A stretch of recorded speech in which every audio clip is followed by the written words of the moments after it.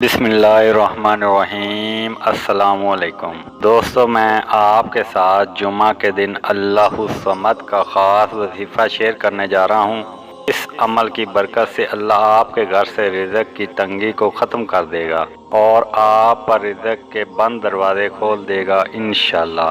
آپ نے جمعہ کے دن مٹھی بھر چاول یا گندم لینی ہے اور ان پر اللہ الصمد 100 مرتبہ پڑھ کر دم کر دیں اور اس کے اول و آخر 7 مرتبہ درود ابراہیمی لازمی پڑھنا ہے۔ جب آپ عمل مکمل کر لیں تو جس گندم یا چاولوں پر آپ نے یہ عمل کیا ہوگا اس کو دوبارہ اسی گندم میں ڈال دیں، یا اگر چاول لیے ہیں تو دوبارہ چاولوں میں ڈال دینے ہیں۔ اس عمل کو آپ نے صرف ایک ہی دن کرنا ہے اور یہ عمل آپ کسی بھی جمعہ کو کر سکتے ہیں۔